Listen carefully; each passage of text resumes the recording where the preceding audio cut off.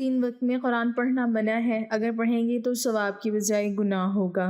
بسم اللہ الرحمن الرحیم۔ قرآن مجید انسان کے لیے اللہ تعالیٰ کی ایک خاص نعمت ہے جس میں معزت و ہدایت، تفصیل و تقصیر، انعامات الہی، تقرب ربانی اور کرامات کا دریائے معزن ہے۔ یہ ہر طرح سے انسان کے لیے باعث رحمت، باعث برکت، باعث مغفرت اور ہدایت کاملہ ہے۔ اللہ تعالیٰ کی خوشنودی و رضامندی، برائیوں سے بچاؤ، اچھائیوں کی راہ، علام و مصائب سے چھٹکارا، دکھ تکلیف، رنج و غفلت سے بچاؤ کا طریقہ، امن و سکینت کا سبب اور رشد و ہدایت نیز انسانی فلاح و بہبود کا منبع ہے۔ انسان کو صحیح معنوں میں مسجود ملائکہ اور اشرف المخلوقات بنانے کے لیے اللہ تعالیٰ نے خیر و شفا کا یہ منبع سب نبیوں کے سردار اور رسولوں کے امام حضرت محمد صلی اللہ علیہ وسلم پر نازل کیا، اور اس عظیم کتاب کے تھامنے والوں کو سب امتوں سے افضل اور پڑھنے والوں کو سب انسانوں سے بہتر قرار دیا۔ یہ کتاب اللہ کے حضرت انسان اور امت مسلمہ سے حد درجہ پیار کا منہ بولتا ثبوت ہے۔ حضرت انسان اور مسلمان کو بھی چاہیے کہ وہ اس عظمت و رفعت کے مرکب کی کمائی کا قدر کرے اور اپنا انگ انگ اس کے حوالے کر دے، تبھی اس کی رحمت و برکات، مغفرت و ہدایت اور قرب الہی و انعامات ربانی کا حصول ہو سکتا ہے۔ قرآن مجید معبود حقیقی اور محبوب مطلوب کا کلام خاص ہے۔ محبوب کی تقریر و تحریر کی کسی دل کھوئے کے ہاں جو وقت ہوتی ہے اور اس کے ساتھ جو وارفتگی شفتگی کا معاملہ ہوتا ہے وہ اختیار کرنا چاہیے۔ پھر یہ عظیم کتاب تو احکم الحاکمین کا کلام اور سلطان السلاطین، بادشاہوں کے بادشاہ کا فرمان ہے۔ اس ستوت و جبروت والے شہنشاہ کا قانون ہے جس کی ہمسری نہ کسی بڑے سے ہوئی نہ ہو سکتی ہے۔ جن لوگوں کو سلاطین کے دربار سے واسطہ پڑا ہے وہ تجربے سے، اور جن کو نہیں پڑا وہ اندازے سے سلطانی فرمان کی ہیبت جان سکتے ہیں۔ کلام الہی محبوب و حاکم کا کلام ہے، اس لیے دونوں آداب کا خیال رکھنا چاہیے۔ حضرت اکرمہ جب کلام پاک پڑھنے کے لیے کھولتے تو بے ہوش ہو کر گر پڑتے، زبان پر یہی جاری ہوتا تھا، ھذا کلام ربی، ھذا کلام ربی، یہ میرے رب کا کلام ہے، یہ میرے رب کا کلام ہے۔ یعنی اس کو ایک عام فرد کی طرح نہیں پڑھنا چاہیے، صرف بندہ بن کر اپنے آقا مالک محسن اور مانم کا کلام سمجھ کر پڑھے۔ اس کے حضور اس طرح حاضر ہو جس طرح کسی خاص تقریب میں آقا کے حضور حاضر ہے، اچھی طرح مسواک کر کے، وضو کر کے، ایسی جگہ جہاں یکسوئی حاصل ہو، نہایت وقار اور تواضع کے ساتھ قبلہ رو بیٹھیے، نہایت حضور قلب اور خشوع کے ساتھ اس طرح پڑھیے گویا حق تعالیٰ سبحانہ کو کلام پاک سنا رہا ہے یا اس ذات برحق سے گفتگو کا شرف حاصل کر رہا ہے۔ اگر معنی جاننا ہو تو کیا ہی خوب، نہایت تدبر و تفکر کے ساتھ وعدے اور رحمت و مغفرت کی آیات پر مغفرت و رحمت کا بھکاری بن جائے اور خوب دعا مانگے، عذاب و وعید کی آیات پر کانپ اٹھے اور اللہ سے پناہ و بخشش کی دعا مانگے کہ اس کے سوا کوئی بھی چارہ ساز نہیں۔ جن آیات میں اللہ کی تقدیس و تحمید ہے وہاں سبحان اللہ کہے، تلاوت کے درمیان از خود رونا آئے تو بہت خوب، ورنہ بتکلف رونے کی سعی کرے۔ دوران تلاوت کسی اور سے ہم کلام نہ ہو۔ دوران تلاوت اگر کوئی ضرورت پیش آئے تو تلاوت بند کر کے ضرورت پوری کرے اور پھر تعوذ پڑھ کر دوبارہ تلاوت کرے۔ بلند آواز سے پڑھنا اولیٰ ہے، لیکن کوئی نماز پڑھ رہا ہو یا لوگ مجمع میں دیگر امور میں مشغول ہوں تو آہستہ پڑھے۔ اس کتاب مقدس کی تلاوت کے آداب جو قرآن و احادیث سے ثابت ہیں وہ درج ذیل ہیں۔ اس عظیم کتاب کو برحق شک و شبہ سے بالاتر اور انسان کی فلاح و خیر، رشد و ہدایت اور شفا کا باعث جاننا، منزل من اللہ، منزل برسول اللہ سمجھنا اور باعث ثواب و اجر قرار دینا، اس میں درج احکامات پر عمل کرنا اور تمام کے تمام پر ایمان لانا ضروری ہے، اور اس کے ذریعے دنیا و آخرت کی بہتری کے لیے کوشش کرنا، دنیا و آخرت کی کامیابی کا باعث قرار دے کر اس کی آیات کو لازم حیات بنا لینا۔ اس کتاب مقدس انتہائی پاک جگہ پر رکھا جائے۔ اللہ تعالیٰ نے اس کی صفت بیان کرتے ہوئے مرفوعۃ مطہرہ کے الفاظ بیان کیے ہیں، یعنی بلند و پاک، سو اس کتاب مقدس کو کسی اونچی جگہ اور پاکیزہ مقام پر رکھا جائے۔ اس کو ناپاک ہاتھ نہیں لگنے چاہیے جب بھی چھوا جائے باوضو ہو کر۔ نیز رسول اللہ صلی اللہ علیہ وسلم کی حدیث مبارکہ بھی ہے کہ ہرگز قرآن مجید کو بے وضو نہ چھوا جائے۔ یہ وہ حکم نبوی صلی اللہ علیہ وسلم ہے جو حضرت عمر بن حزم کے ہاتھ یمن کے روسا کو بھیجا گیا تھا۔ حالت جنابت اور حیض و نفاس میں قرآن پاک کی تلاوت بھی جائز نہیں۔ حضرت ابن عمر سے ابو داؤد ترمذی میں روایت ہے کہ رسول اللہ صلی اللہ علیہ وسلم نے فرمایا، حائض اور جنبے قرآن سے کچھ بھی نہ پڑھے، بغیر وضو کے قرآن پاک پڑھنے کو جائز سمجھتے تھے، مگر چھونے کو ناروا، یعنی بے وضو قرآن کو چھونا نہیں چاہیے، البتہ زبانی پڑھا جا سکتا ہے۔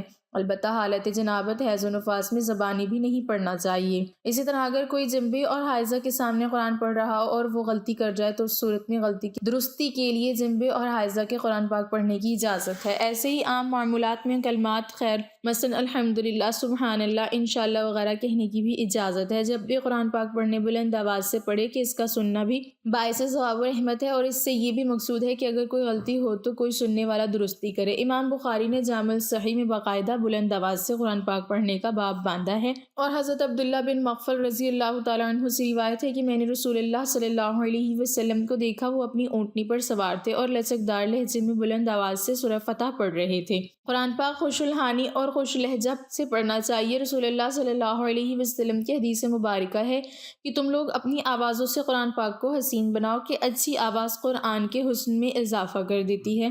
اسی طرح بخاری شریف میں باقاعدہ خوش الحانی سے قرآن پڑھنے کا باب ہے، اور حضرت ابو موسیٰ رضی اللہ تعالیٰ عنہ کی روایت ہے کہ رسول اللہ صلی اللہ علیہ وسلم نے اس کے حق میں فرمایا کہ مجھے حضرت داؤد علیہ السلام کی خوشحانی سے نوازا گیا ہے۔ قرآن مقدس اللہ کی عظیم کتاب ہے، یہ برکت والی کتاب ہے، اس کی آیتیں مومنوں کے لیے شفا ہیں، اور اس کے ایک ایک حرف میں 10 نیکیاں اللہ نے مقرر فرمائی ہیں۔ قرآن مقدس دنیا و آخرت کی پریشانیوں کا علاج ہے۔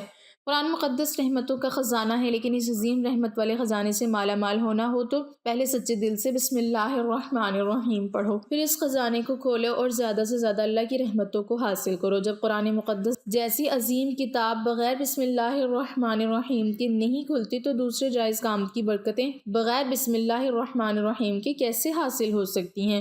حضرت عثمان بن عفان رضی اللہ تعالیٰ عنہ رسول اللہ صلی اللہ علیہ وسلم سے بسم اللہ کی نسبت سوال کیا، آپ نے فرمایا یہ اللہ تعالیٰ کا نام ہے، اللہ تعالیٰ کے بڑے ناموں اور اس میں اس قدر نزدیکی ہے جیسے آنکھ کی سیاہی اور سفیدی میں۔ جابر رضی اللہ تعالیٰ عنہ فرماتے ہیں جب یہ آیت بسم اللہ الرحمن الرحیم اتری، بادل مشرق کی طرف چھٹ گئے، ہوائیں ساکن ہو گئیں، سمندر ٹھہر گیا، جانوروں نے کان لگا لیے، شیاطین پر آسمان سے شعلے گرے، اور پروردگار عالم نے اپنی عزت و جلال کی قسم کھا کر فرمایا کہ جس چیز پر میرا یہ نام لیا جائے گا اس میں ضرور برکت ہوگی۔ ابن مسعود رضی اللہ تعالیٰ عنہ فرماتے ہیں کہ جہنم کے 19 داروغوں سے جو بچنا چاہے وہ بسم اللہ الرحمن الرحیم پڑھے، اس کے بھی 19 حروف ہیں، ہر حروف ہر فرشتے سے بچاؤ بن جائے گا۔ اسے ابن عطیہ نے بیان کیا ہے، لیکن کچھ ایسی جگہیں جہاں پر بسم اللہ الرحمن الرحیم پڑھنا حرام ہے، جائز ہی نہیں ہے، ہر انسان جہاں چاہتا ہے پڑھ لیتا ہے۔ کچھ لوگوں کی ایسی عادت بن جاتی ہے کہ وہ ہر کام کرنے سے پہلے ایک دم بسم اللہ الرحمن الرحیم پڑھتے ہیں،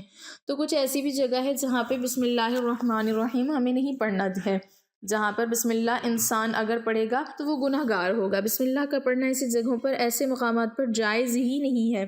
اب آپ یہ سمجھ لیجئے کہ کون سے مقامات پر بسم اللہ پڑھنا چاہیے، کن مقامات پر بسم اللہ نہیں پڑھنا چاہیے۔ ناظرین، آپ نے سنا ہوگا کہ ہر کام شروع کرنے سے پہلے بسم اللہ الرحمن الرحیم پڑھنا چاہیے، کیونکہ بسم اللہ الرحمن الرحیم کا معنی ہے کہ اللہ کے نام سے شروع، جو بڑا مہربان نہایت رحم والا ہے، یعنی ہم کام کو جو شروع کر رہے ہیں وہ اللہ کے نام سے شروع کر رہے ہیں تاکہ اللہ تعالیٰ ہمارے اس کام میں برکت عطا فرما دے۔ اور بسم اللہ پڑھنے کے فائدے بھی بہت زیادہ ہوتے ہیں کہ اگر کوئی انسان کسی کام کو پڑھ کے کرتا ہے تو اللہ تبارک و تعالیٰ اس کے کام میں برکت عطا فرماتا ہے، اور یہ سنت بھی ہے۔ حضور صلی اللہ علیہ وسلم نے بہت سارے مقامات پر ہمیں بسم اللہ الرحمن الرحیم پڑھنے کی تاکید فرمائی ہے، اور حضور صلی اللہ علیہ وسلم نے بسم اللہ الرحمن الرحیم پڑھنے کا حکم بھی دیا ہے۔ اب اگر آپ کوئی بھی نیک کام شروع کر رہی ہیں، اس نیک کام شروع کرنے سے پہلے بسم اللہ الرحمن الرحیم اگر آپ پڑھ لیں گے تو آپ کی سنت بھی ادا ہو جائے گی، اور اس پہ آپ کو ثواب بھی ملے گا، اور اس کی برکتیں بھی آپ کو ملیں گی۔ اگر آپ نے کسی نیک کام شروع کرنے سے پہلے بسم اللہ پڑھ لیا تو پھر انشاءاللہ اس میں آپ کا نقصان نہیں ہوگا، اللہ تعالیٰ خود آپ کا حامی و مددگار اور ناصر بن جائے گا، کیونکہ آپ نے اپنے اس کام کو اللہ کے نام سے شروع کیا ہے۔ کہ ہمارا کام تھا کرنا، اور بندہ کیا کرتا ہے جو اس کے بس میں ہوتا ہے، بندہ تو اسباب اختیار کرتا ہے، اور بندہ کر بھی کیا سکتا ہے، بندے کے ذمہ صرف اسباب کا اختیار کرنا ہے کہ آپ کسی کام کو کرنے سے پہلے سبب اختیار کریں کہ ہمیں یہ کام کرنا ہے، باقی آپ اللہ کی سپرد کر دیں، آپ اپنے کام کو کریں، باقی جو اب آپ کا کام ہے وہ اللہ تبارک و تعالیٰ کی سپرد کر دیں۔ ایک مرتبہ ایک صحابی آ کر عرض کیا، یا رسول اللہ صلی اللہ علیہ وسلم، میں پریشان ہوں، ہمارے اونٹ کہیں کھو گئے ہیں۔ تو آپ صلی اللہ علیہ وسلم نے ان کو یہ بتایا کہ اللہ پہ بھروسہ کرو، اور اللہ پہ بھروسہ ہی اصل چیز ہے۔ یہ بولو کہ میں نے اللہ پر بھروسہ کر لیا ہے، اللہ پاک کافی بہترین کارساز ہے۔ تو کچھ صحابہ کرام کہنے لگے کہ یا رسول اللہ صلی اللہ علیہ وسلم، ہمیں اللہ کی ذات پر بھروسہ ہے، کیا ہم اپنے اونٹوں کو ایسے ہی چھوڑ دیں؟ اگر ہماری قسمت میں ہوں گے تو ہمارے اونٹ واپس آ جائیں گے، اور مقدر میں نہیں ہوں گے تو چلے جائیں گے۔ ہمیں اللہ کی ذات پر بھروسہ ہے تو آپ صلی اللہ علیہ وسلم نے فرمایا کہ نہیں، پہلے اونٹ کو باندھو، پھر اللہ کی ذات پر یقین کرو، پھر اللہ کی ذات پر بھروسہ کرو، یعنی ہمارے ذمے کے جو کام ہیں وہ ہمارے اوپر کرنا لازم ہے۔ اسباب کا انکار کرنے والا جاہل ہوتا ہے۔ اسباب کا انسان انکار نہیں کر سکتا کہ نہیں ہم تو ہاتھ پہ ہاتھ رکھ کے بیٹھ جائیں گے، اب اللہ کھلائے، کیونکہ وہ رزاق ہے، وہ ہمیں کھلائے، لیکن آپ اپنی محنت کیجئے، آپ اسباب اختیار کیجئے، پھر اللہ کی ذات پر چھوڑ دو۔